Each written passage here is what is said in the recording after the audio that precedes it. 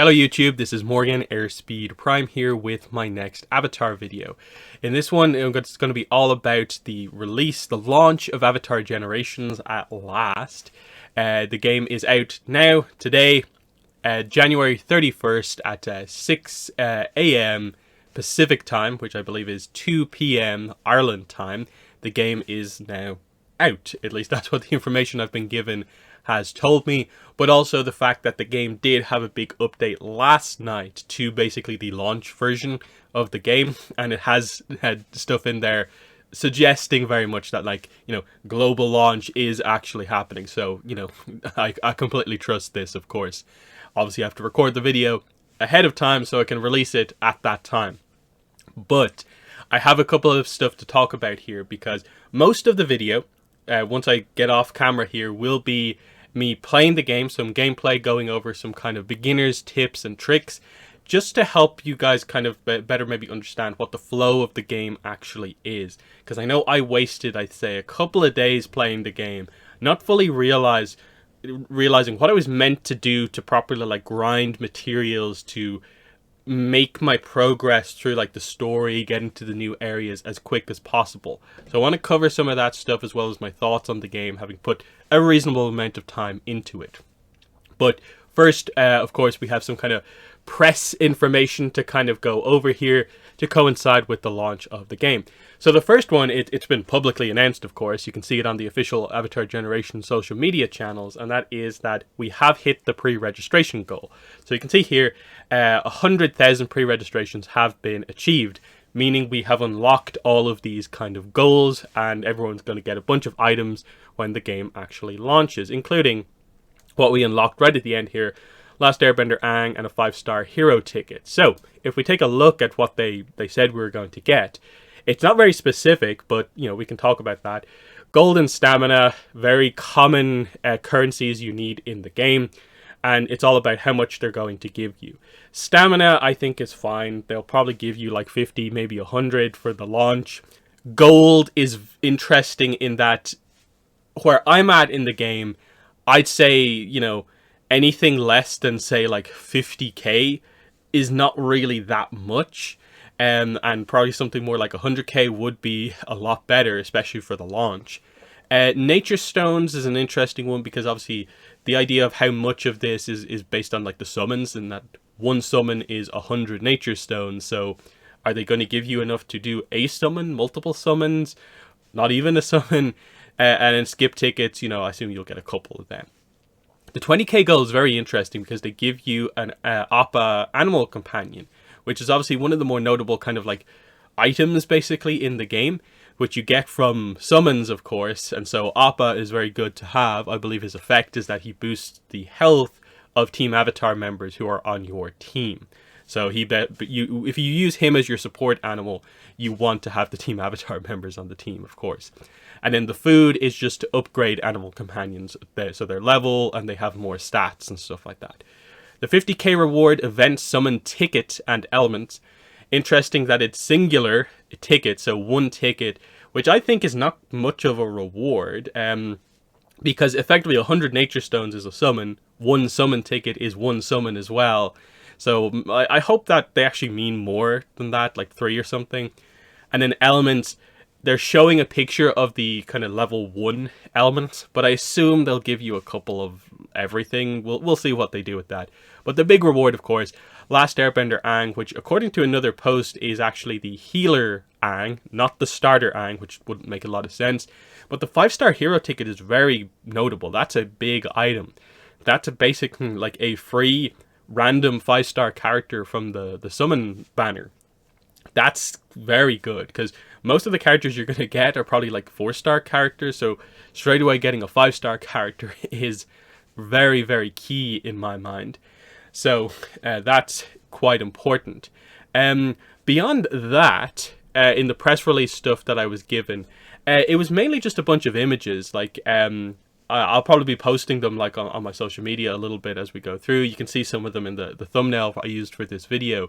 It's just a bunch of like art assets for the main characters and stuff like that, and it's pretty cool. I do feel I'm more at the point where like I prefer art assets for like the newer characters that are in the game, just so I could talk more kind of clearly about them. But you know, it's nice to have. It definitely made making the thumbnail for this video easier. But you know, it's just kind of images of the characters, of course.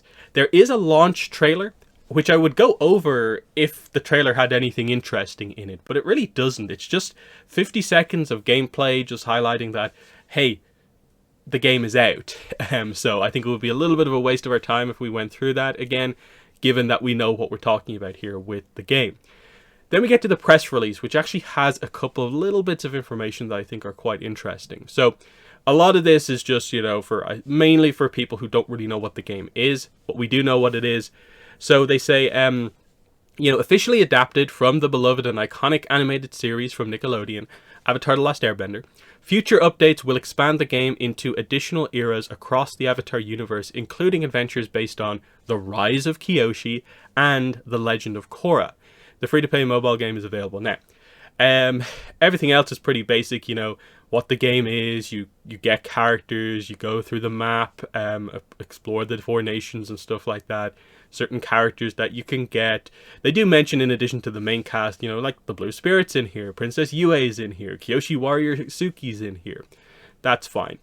But it does say here, updates for the game will add new characters and companions, additional cosmetics and gear for customizing heroes, and more areas to explore across the 4 nations map.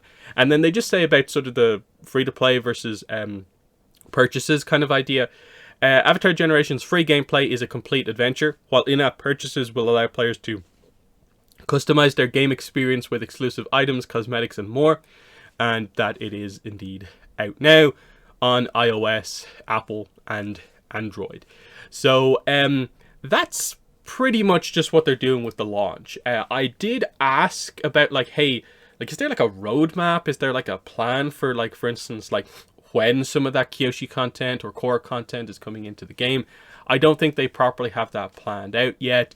I saw on the Discord that one of the devs, I think, did mention that the plan is that there will be like monthly updates, and so that means I've sort of new summon banners, and hopefully, I guess, at least what I would want is definitely that they probably add like a new location every month, because I think they need to.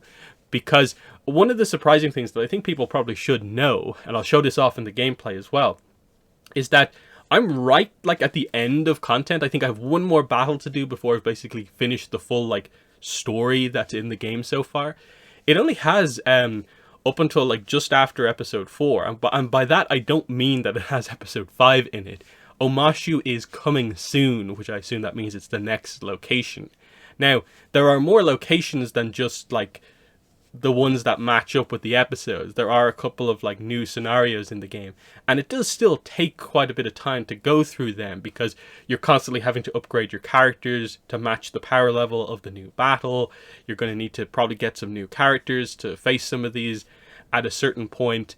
And so there's a lot of that stuff, you know, that, you know, means that it's not just like 5 minutes and you're done. You're going to be taking some time getting through these areas, as I'll cover in sort of like the correct way to sort of like grind through the game effectively. But it does make me, I suppose, slightly worried. It's probably one of the few things that makes me go like, huh? Is they talk in the press releases about sort of how ambitious and how broad it's going to be. But then there's a pretty harsh contrast to how narrow and small the actual amount of like story content in the game actually is. And I think some people will be a little bit frustrated by that. And I am to a certain extent myself, because it does feel like the PR stuff is a little bit like it's just all talk without having a sense for like when that extra stuff is coming. In that I was a little stunned that when we went from the previous version of the game last night to the launch version of the game, there wasn't a new location added. Now, that's mainly for people who've been playing the game kind of in the early access stuff. in that, like, again, there's still going to be a reasonable amount of content at launch, but it just puts into perspective, like that's what we're dealing with here. That, like, you get that intro that has the loads of the past avatars. None of that's really in the game right now. It's just ATLA stuff for now. And at least for me, and I think a lot of hardcore fans, I love ATLA, but in terms of, like, the marketing of the franchise in a way, there is definitely a little bit of Avatar The Last Airbender sort of, like, fatigue. And there's just that want to more places, more official things, to include more of the other generations of Avatar, which this game does plan to do. I just wish we had a little bit more of a sense for when that stuff was actually coming into the game. But the excitement here is about the launch. They have time to add stuff to the game now, and that's the main thing. So I'm going to swap over to me playing the game with some beginners tips and tricks for how to properly, I suppose, succeed in this game. Okay, so here we are with the gameplay section of the video, where I'll give you some tips and some more of my thoughts on the game, having put quite a bit of time into it. So straight away at the moment, you can sort of see that ongoing, the sort of launch event, I guess, is a Warrior's Heart. It is the Suki/Kyoshi Warrior event. So you have these event challenges, which is definitely something I would recommend, focusing towards. Now, if you are just starting out today, you will probably have to do quite a bit of the main story before you even get a Kyoshi Warrior character, unless you get lucky with your summons. But a lot of them are just, do any training ground stage. So just kind of do battles, do the game, and then there are some specific upgrade, ascend, battle with Kyoshi Warrior characters. Otherwise, you're just doing these. They will get you pretty good rewards by themselves. And then also, you're aiming to clear this challenge here to get the Kyoshi coins, because the event has a shop where you spend said Kyoshi coins to get yourself the offense-focused Kyoshi Warrior, the Kyoshi Warrior Relic Katana, and also more summon tickets. So I would recommend, like, this is a new way to get rewards while it's active, focusing as much as you can on those, as well as trying to clear missions as much as possible. The missions also have pretty good rewards. So if you're playing free to play, definitely focus on whatever missions and stuff like that are available. Sure, finish your daily missions as well, but the rewards for them aren't, like, amazing. Another key tip is definitely to log in every day if you can. Even if you don't plan to play much on that day, just make sure you log in after the new daily reset so that you can progress the sort of, like, login, 14-day timers. Because the IRO that you get after doing 7 days at the start of your playtime is really good. And you get good rewards at the end, so I would highly recommend make sure you log in every day. And if possible, start today to get that login, all that login stuff going. Because you will need as much rewards as possible to make as much progress as you possibly can. Now, we'll go to adventure mode straight away. This is basically story mode. So yeah, I guess I've just logged in here, so it's just showing me once again all the different regions. So yeah, just to highlight my point from earlier in the video, that here are all the main regions. So at the moment we have the South Pole, Patola Mountain Range, the South Sea, and the Mosei Sea in the game. South Pole has Wolf Cove and also the Icebound Labyrinth. Now obviously Wolf Cove is the starting location. Icebound Labyrinth is one of the later locations, with the idea being that Wolf Cove is where the initial story stuff happens, whereas the Icebound Labyrinth is more of a kind of like pirate, kind of like treasure hideout type thing, where it's more of like you sit on these resource nodes to get rewards. So they're more reward locations and less story, but there's a little bit of story. Patola Mountain Range has the Mountain Passage as well as the Southern Air Temple. So the the Mountain Passage is obviously where the dojo kind of little story happens just before episode 3.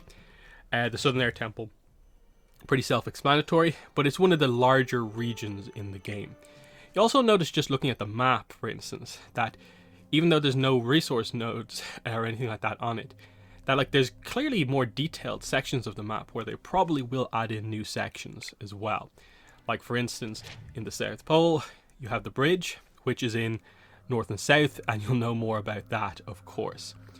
There's probably more interesting stuff as we go to these sections here. So the South Sea has Ketu Harbor, which is basically where the Zuko section of episode 3 happens, and also Kyoshi Island, which of course is episode 4.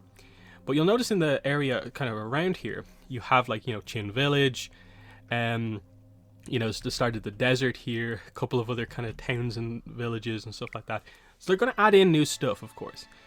When we go to the Mosei Sea, you can see here we have Shengguan and Razor Reef, which are nice. So these are the later locations. So Shengguan is this interesting kind of like fortress that you do, and it's basically the story just before you go to Omashu, and it's just between a new Earth Kingdom kind of captain and a new Fire Nation captain who've been, warring against each other here for quite a while. So there's a little bit of story, but not too much. But you can see Omashu is going to be added soon, as you can see up here. This is going to be the next kind of big location. I'm not sure when they're planning to add it, but it is coming soon, of course. And then Razor Reef is sort of like the Icebound Labyrinth, in that it's just one location where it's more of just once you fully complete the little story that's there, it's mainly there to collect resources. So I'm on the final battle of Razor Reef, and I think once I do this, I will have completed all of the story content that's in the game currently at the moment. But what I'm here in adventure mode to show you is sort of, this is how you grind. Like once you get through the core story, and you suddenly realize that, oh, I need to grind to get these adventure points to unlock the next area. How do I do that? Because I'm not getting that many of them. And this took me a while to realize what the grind is meant to be. Because it says here in the description, clearing paths. What's that really mean? What it means is, like, if we just collect it here, we just got those rewards because I had just finished traveling a path, basically. What it basically means is literally just have your character walk from one of these nodes to another one. So if we just click the node that we want to go to, we click travel specifically, Sokka will go there, it'll take 7.5 minutes, and we'll get these rewards, which includes adventure points and snow leopard caribou fur. These are the main two things you're looking for here. The adventure points obviously will unlock new locations for you, and the snow leopard caribou fur is one of the boss battle resources to do the Zuko boss battle. So we just travel, and we'll go back to Sokka here, and you can see he'll start walking there, and after 7.5 minutes he will arrive here. There'll be the tick, and I can collect the rewards. That, when it says travel the paths, that's what it means, is you basically just go through the locations you've already kind of been to and finished, but every day they kind of like refresh. So you can see when it's grey, you've done everything with the paths. There's nothing else to kind of do here. So I think I've already cleared out the Icebound Labyrinth for today. There's only a couple of paths here, but there's other stuff to do. Like I say, there's this battle that you can do, but there's also the nodes. So if we go here, I'll fast travel here. Now again, this is the thing, you don't get the rewards for just fast traveling to a place, you actually have to do the timer travel. This is just to get here. So if I have Tyro here, do this node. So this one will be, you can see here, it's 2 hours to clear. But basically, once I press start, I'll just get rewards once this timer's up, and I just leave them there. So it's very hands-off, you just do something for a couple of seconds, leave it, and move on. And you're kind of doing that with a lot of the characters, like Toph is here in the Mountain Passage. She's just finished this, and we can move her on to do other stuff.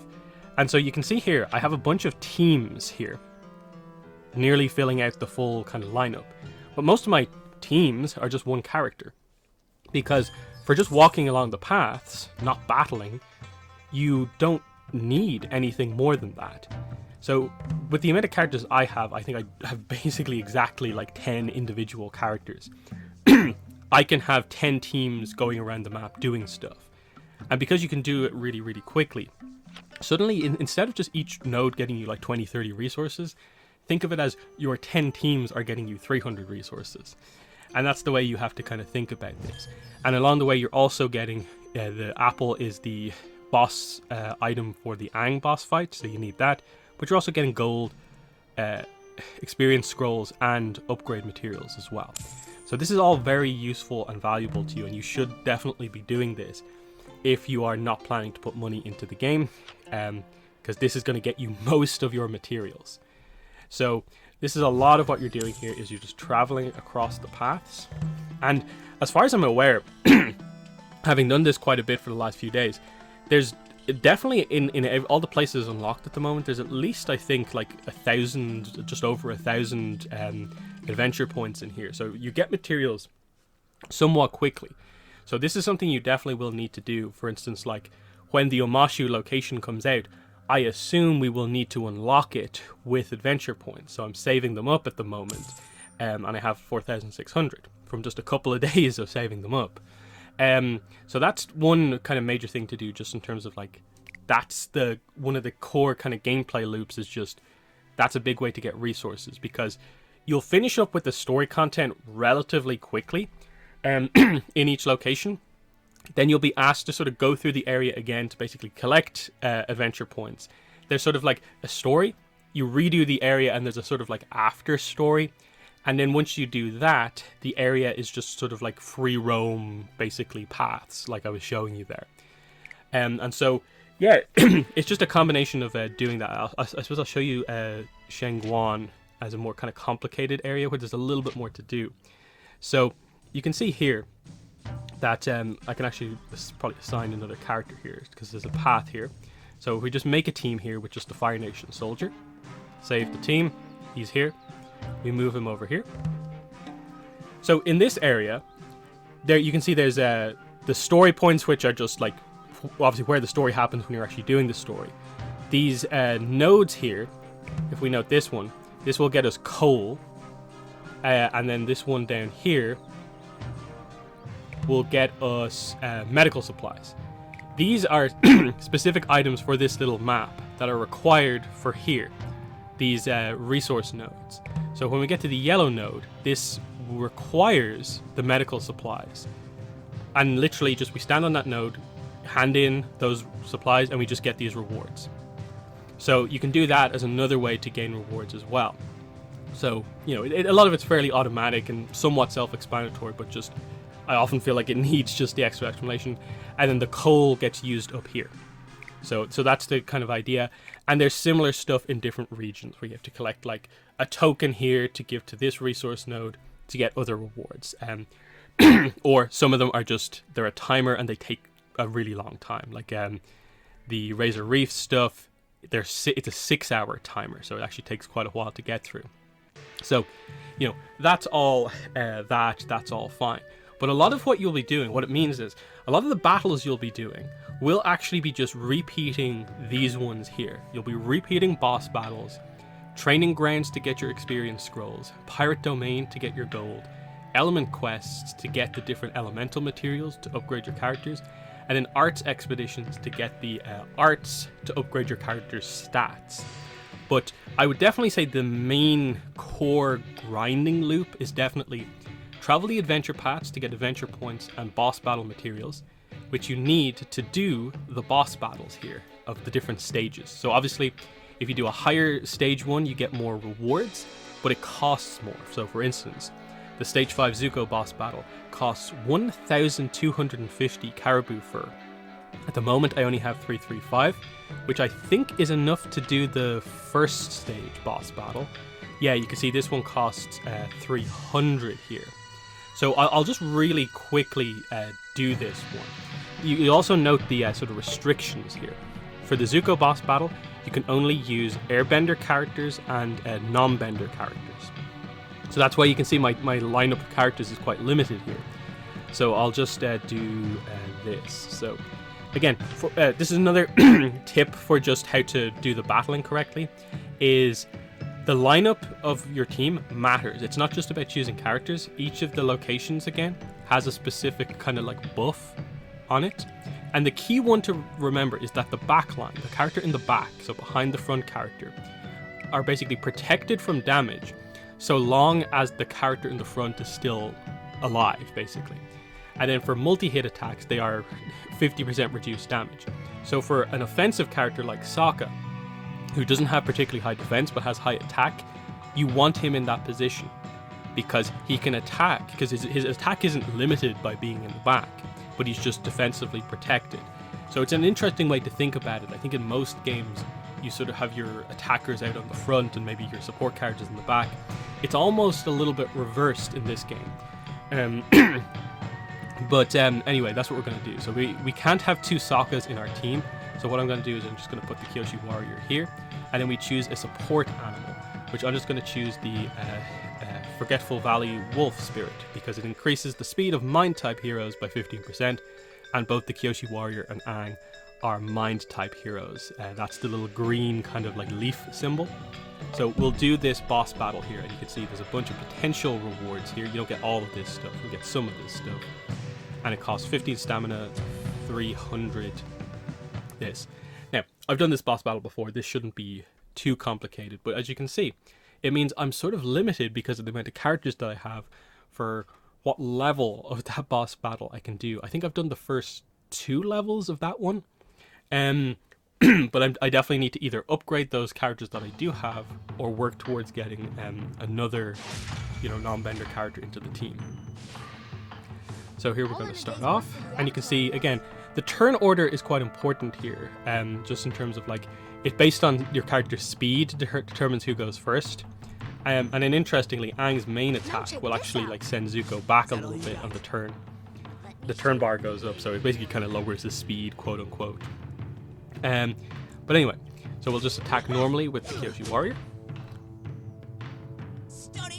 Sokka will use his advanced skill here. And you can see we're so overpowered for this one compared to what it actually is. This is meant to be pretty easy. We'll just use a combo attack here.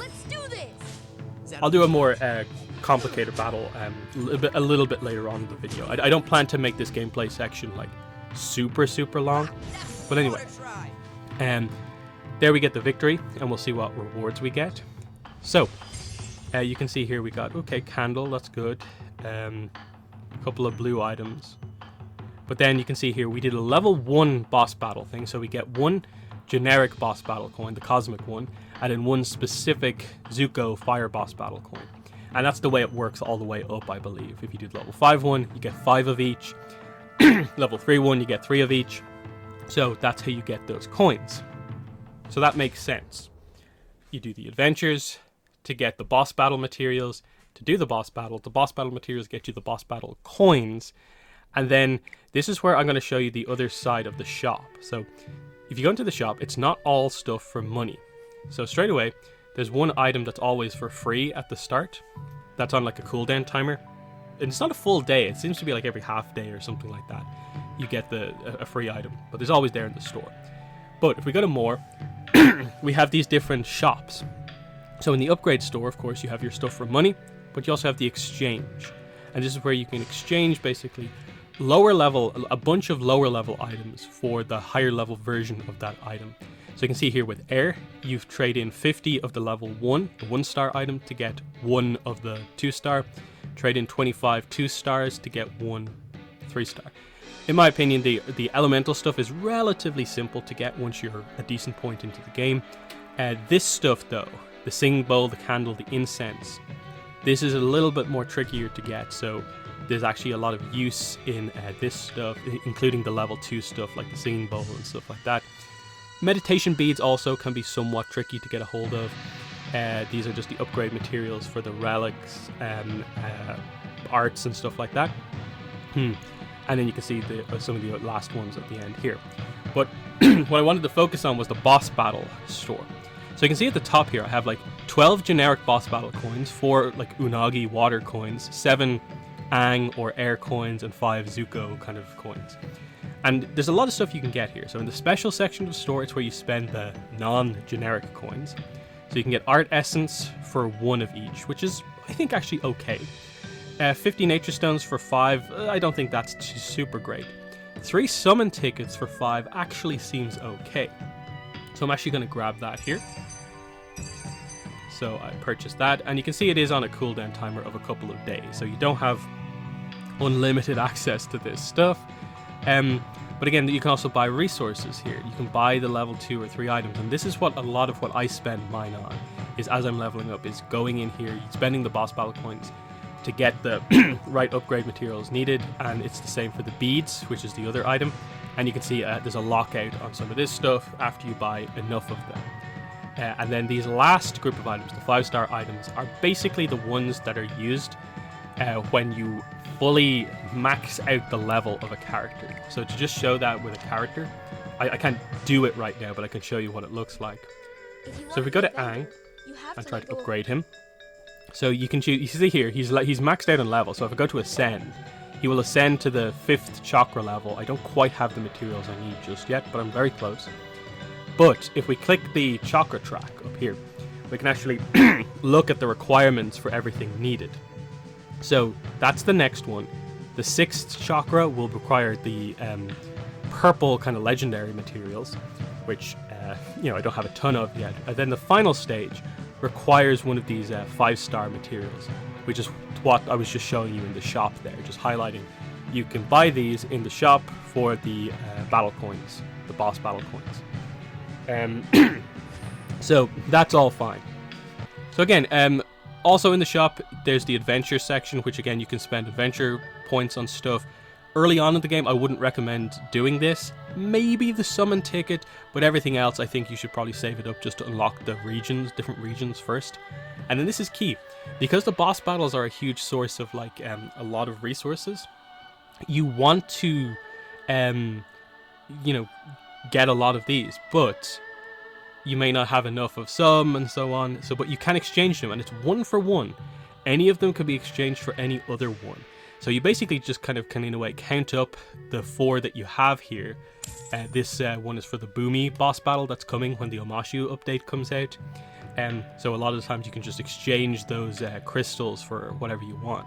So I'm probably going to do an Aang boss battle, like maybe after the recording or something like that. I can just exchange like all of my crystals here and get 600 mountain apples for 600 crystals. And all of a sudden I have like 900 apples. So that's a really useful use of the store as well, is that exchange. The summon exchange is also here. This is basically, you get the currency for this store by basically, you get the duplicates of characters. And if you exchange their kind of upgrade coin for one of these kind of 4-star coins, that's how you get these. The red ones are basically duplicate 5-star characters, and the gold ones are duplicate 4-star characters. To just show you again where you specifically do that, you go into your full inventory and go to the end section here, and you can see here I currently have a couple of coins here for the starter Katara, the Toph, and also the Sokka, but I'm going to probably use them for their actual kind of like, use upgrading the characters. But what you can do is you can convert them into the legendary coins if you so wish. That's one way to do it. So that's important to note. And then is there another section of the shop? I think there is one. Yeah, the event section is just like I showed you, the current Kyoshi Warrior event that's ongoing at this point in time. And then look at after all that explaining, we've completed some of our paths to travel. So Sokka's down here now, and we've basically finished all that. Toph has finished this path here, so we'll just kind of send her back here and travel up this path. And again, the fights that you can do here, again, you get some rewards for them. Sometimes that's where you get the specific material for the resource node from. But a lot of the time when I'm doing it, I pretty much just travel the paths, and then if I have extra characters, I'll stick them on the kind of timer nodes to get some of that stuff going as well. It seems kind of time consuming, but you get into the habit of being able to like really quickly just kind of like switch between the teams and just kind of get them moving from section to section. And you can see it sort of begins to ramp up quite quickly, kind of what you're doing. So there's that. Then I'll just kind of wrap this up by doing, I guess, one of these activities, and then I might try the summon. So I'll do one of the harder ones here. So I'll do the training grounds. I'll do level 4. I think I finished level 5 once, but I felt like I got very lucky doing it. But if I want to succeed, it's probably best to do this. So this is the team I'm using at the moment. I'm stuck in a bit of a tough situation where like I feel like my best team is basically Aang, Iroh, and then Zhao or Zuko in the sort of offense slot, and then the other character who's on the front line still, I'm not super sure about. I would like it to be Zhao or Zuko, but because they have such low defense, they get taken out very, very quickly. So I think it has to be a mind or a defense character. But if you go too heavy on the defense, you're not putting out enough offense. So for now, I've gone with the Kyoshi Warrior because it's part of the event doing this. But I also kind of need to upgrade her, but she has the same upgrade requirements as Aang. And I'm so close to finally upgrading Aang, and I think he'll become a 5-star. So I'm just going to wait on that and do Aang, then focus on her. But yeah, I think this is the team I'm going to work with. Now, because of this, she does have a high chance that she might get knocked out somewhat early on in this fight, but we'll just do this. So this is going to earn us quite a bit of experience scrolls so we can level up characters.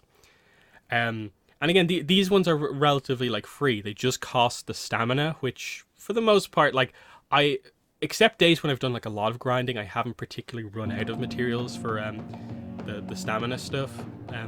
And then, like I said, you can spend adventure points to get stamina. There's other ways to get stamina if you absolutely need it.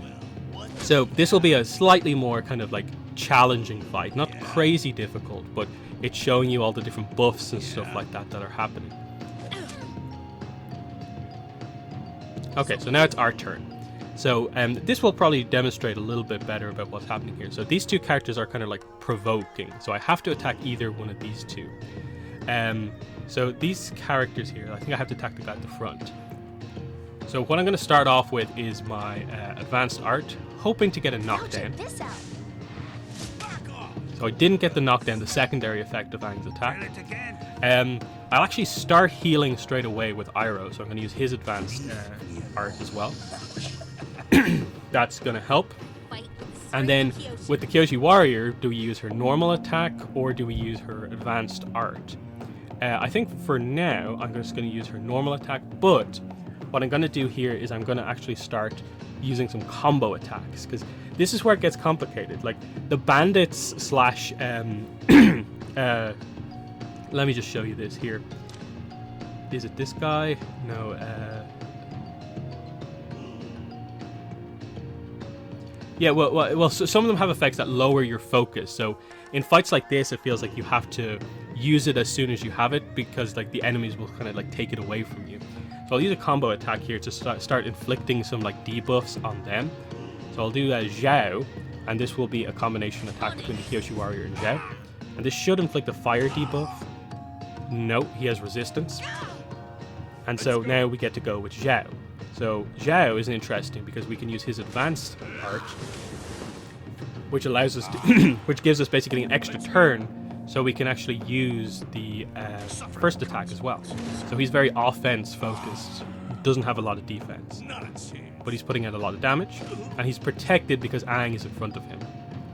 That's why we can run him very like attack focused. Which again, I'll get into a little section on the arts after this as well, just so we can show that off a little bit better. So maybe we'll get the burn debuff this time. Nope, so they have resistance at the moment. So yeah, we'll just attack with Aang. And we will attack with Kyoshi Warrior as well. That will take out that guy. And then Zhao should do quite a bit of damage here. Yeah, that kills. And then we go into the second phase of the battle. So the Dojo Master is going to be in this section, and he is very difficult. He is probably one of the more dangerous enemies that like I still have trouble kind of like dealing with, because he just does a lot of damage, especially when he does his like special move, the kind of hit everything attack. That can really take out your team. Not a chance.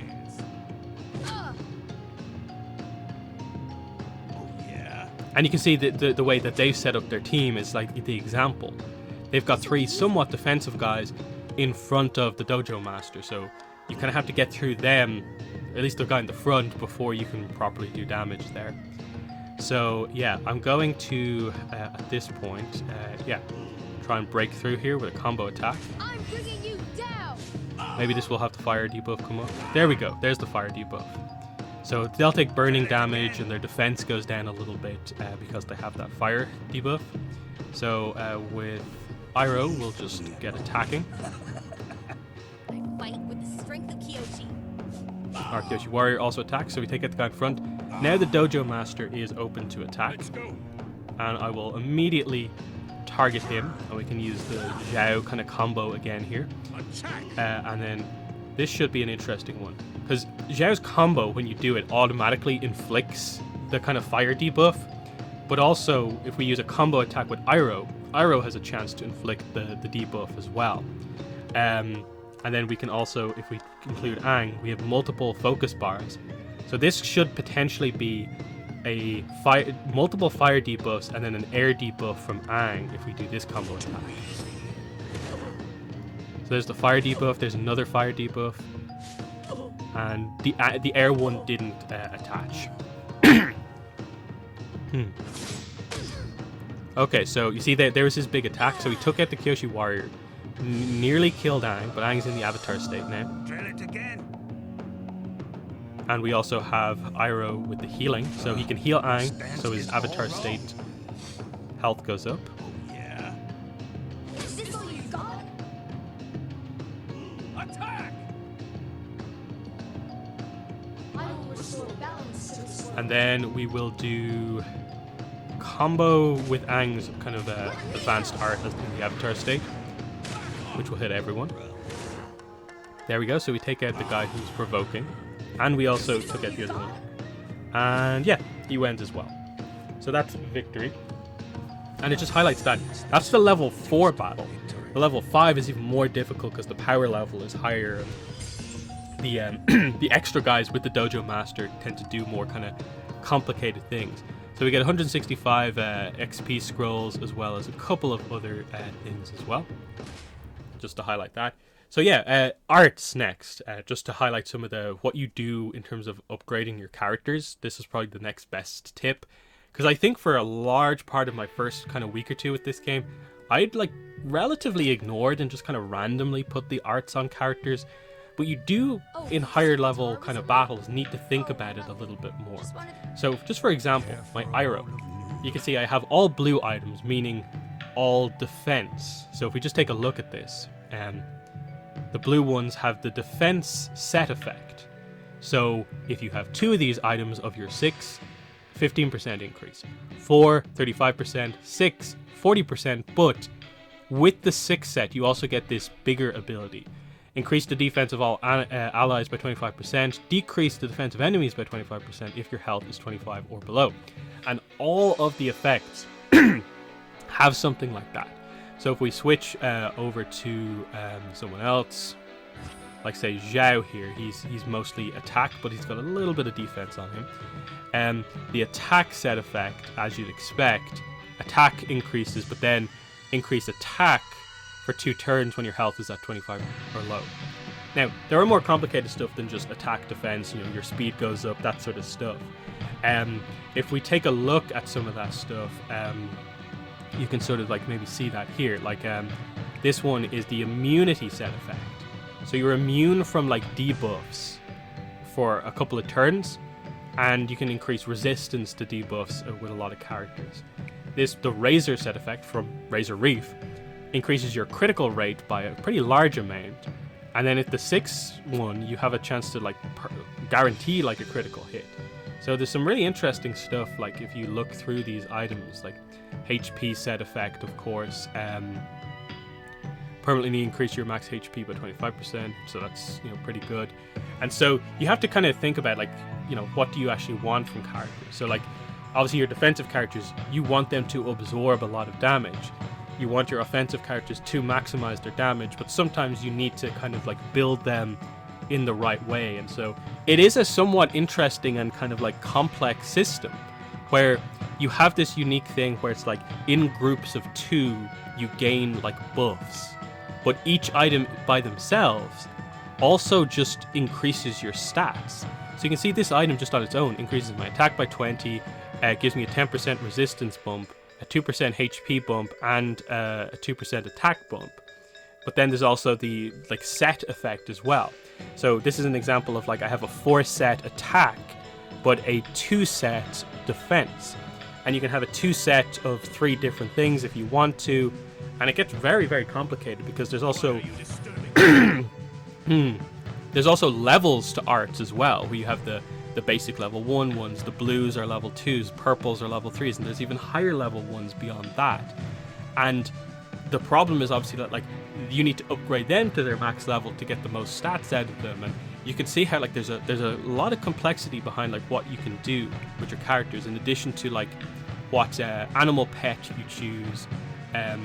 Again, my understanding of this is that this only happens when it's used as a support, but you do get the stat bonuses just by having it be assigned to a specific character.